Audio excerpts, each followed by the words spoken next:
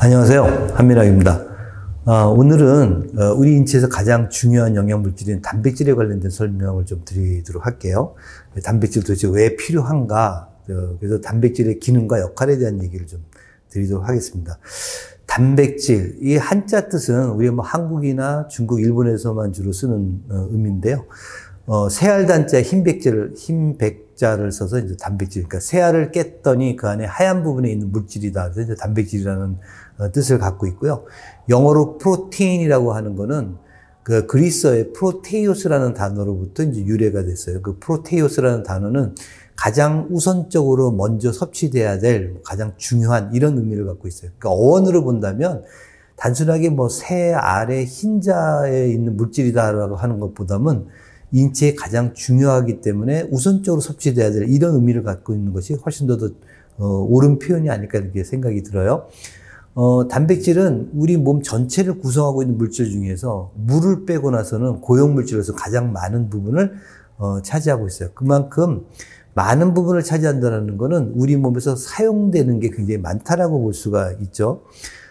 먼저 단백질의 종류가, 제가 옛날에 공부할 때는 단백질의 종류에 대해서 그 구조가 밝혀진 건 그렇게 많지는 않았는데, 21세기 들어와서도 2만 가지다, 한 8만 가지 정도 될 거다, 이렇게 이제 예측을 했었다가, 최근에 2020년도 4월 달에 이제 발표된 거 보면 모두 한 16만 2천 종이 넘는 굉장히 많은 단백질이 현재 밝혀지고 있어요. 앞으로도 아마 단백질의 수는 셀 수가 없을 정도이기 때문에 굉장히 많은 단백질이 앞으로 이제 밝혀질 거라고 이렇게 보는데, 기능적으로 본다면 첫째는 이제 우리 몸의 전체 구조물을 형성하는 구조 기능이라고 볼 수가 있겠죠. 일단은 뼈가 있겠죠. 뼈 만드는 것도 단백질로 이루어져 있어요. 근육도 단백질로 돼 있고, 그다음에 우리 피부를 구성하고 있는 껍질도 이제 단백질로 돼 있어요.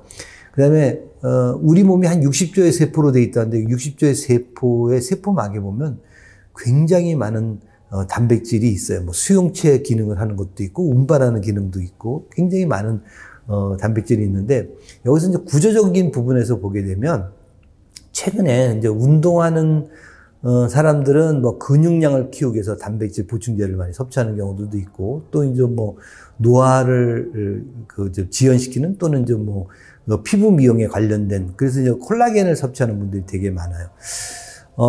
우리 몸에서 뼈를 구성하고 있는 단백질의 약 90%가 콜라겐으로 이루어져 있거든요. 그래서 사실은 우리가 콜라겐이라고 하는 단백질의 기능을 볼 때, 피부의 미용적인 것보다는 오히려 우리가 이제 나이가 들면서 이 뼈를 다쳤을 때 생기는 문제가 더 심각하기 때문에 뼈의 골밀도를 구성하는 데 있어서 칼슘이나 마그네슘 같은 미네랄보다도 더 우선적으로 생각해야 되는 거가 이 단백질 섭취를 제대로 해가지고 우리 몸에서 콜라겐을 합성하는 것이 굉장히 중요하다라고 볼 수가 있어요.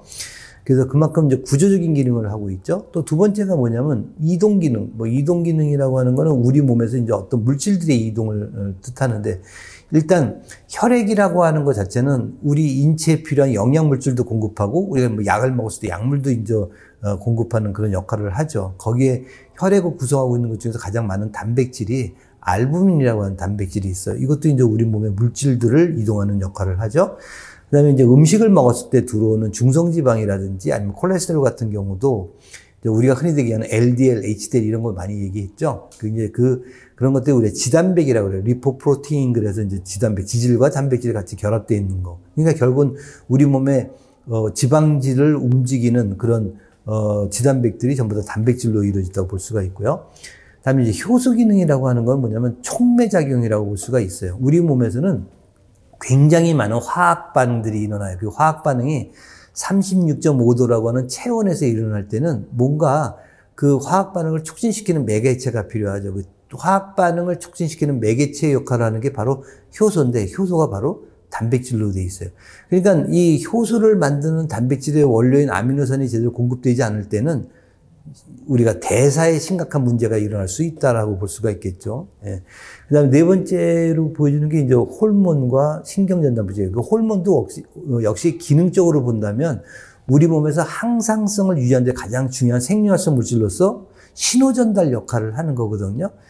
인슐린을 비롯해서 우리 몸에서 거의 한 100여 종의 호르몬들이 있는데, 그 중에서 몇 가지 뭐 성호르몬이라든지 부신 피조 호르몬 같은 거를 제외하고서 그런 건 이제 주로 콜레스테롤 원료로 해서 만들기 때문에 스테로이드계의 호르몬이 이렇게 이제 표현하죠. 나머지는 전부 다 단백질, 폴리펩타이드로 이루어져 있는 그 단백질로 이루어졌기 때문에 우리가 이제 펩타이드계 호르몬 이렇게 얘기하는데 결국은 우리 몸에서 생리작용을 하고 항상성을 유지하는 데 가장 중요한 역할을 하는 호르몬이 다 단백질로 이루어졌다는 거예요. 그러니까 우리 반대로 얘기할 때 이런 호르몬들을 만들 수 있는 원료인 단백질, 아미노산들을 제대로 공급하지 못한다고 했을 때는 결국 우리 신호전달 체계에 이제 굉장히 심각한 문제가 있을 수 있다는 거고요.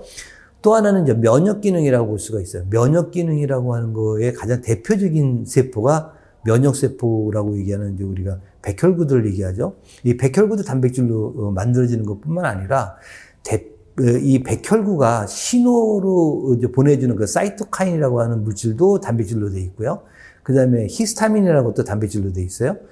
또 하나는 항체 역시 단백질로 되어 있고 또 면역 반응에 굉장히 중요한 역할을 하는 보체라고 하는 것도 다 단백질로 되어 있어요. 그러니까 면역세포서부터 시작해가지고 면역세포가 뿜어대는 신호물질들, 뭐 기타 여기 보조적인 역할을 하는 거 이런 것들이 전부 다 단백질로 되어 있다는 거예요. 그러니까 우리가 면역 기능을 올리는 데서 가장 중요한 거는 면역 반응에 관여되는 세포뿐만 아니라 그런 물질들을 만드는 원료가 제대로 공급되느냐. 그게 다 단백질로 이루어져 있거든요. 그래서 우리 옛날에 못 먹고 살던 시절에 우리가 무슨 뭐 어죽을 끓인다든지 환자들한테 아니면 뭐 개소주 같은 거 먹을 게 없으니까 그래서 단백질을 공급을 하게 되면 이제 아팠던 사람이 벌떡 일어나는 경우가 결국 이제 면역기가 회복되는 데서 가장 중요한 게 단백질이 그 역할을 하기 때문에 그렇고요. 그다음에 우리 혈액 내에 산성이냐 염기성이냐 우리 혈액 내는 약간의 그 약알칼리성을 띄어야 되는데 그런 거에 대한 평형을 유지해 주는 것도 역시 단백질이 해주고요. 우리 몸 전체에 수분의 평형을 이루는 것도 역시 마찬가지로 단백질이 해주고 있어요.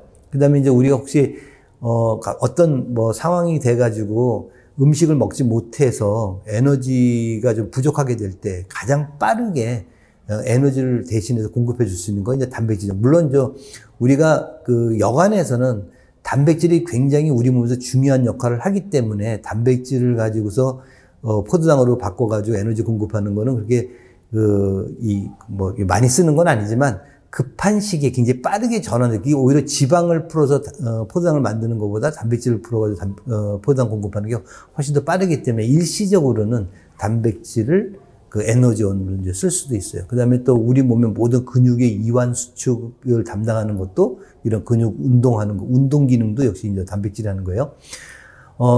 제가 그 공부를 생리에 관련된 공부를 하다가 보면 세포 생리에서 가장 중요한 게 단백질의 역할이에요. 우리 모든 유전 정보가 우리 몸에서 하는 역할이 뭐냐면 유전 정보라는 거는 인체에 있는 아미노산을 가지고 우리가 음식을 통해서 들어온 아미노산을 가지고 인체가 필요로 하는 단백질을 어떤 단백질을 만들어라라고 하는 이 정보가 그 유전 정보거든요. 그러니까 어떻게 보면 우리 몸에서 단백질이 모든 것을 다 담당한다라고 볼 수가 있어요. 공부를 하다가 보면 단백질의 기능, 역할, 그 다음에 이제 얼마나 많은 종류의 단백질이 우리 몸에서 작동을 하는가. 뭐 아직까지도 전부 다 밝혀진 것도 아니고 굉장히 작은 부분을 밝혀진데도 불구하고 단백질이 하는 기능은 너무나 많아요. 그래서 공부를 하면 할수록 우리가 음식을 통해서 단백질을 공급하는 것이 굉장히 중요하구나라는 걸 이제 깨닫게 되고요. 제가 다음 시간에는 어떻게 단백질을 어떤 식품을 섭취를 해서 단백질을 공급을 받아야 될 건가, 그다음에 이제 아미노산은 도대체 우리 몸에서 어떤 역할을 하는가 이런 것들을 좀 소개를 드리도록 하겠습니다. 오늘도 국민을 지혜롭게, 국민을 건강하게 이투일 TV의 한민학이었습니다. 감사합니다.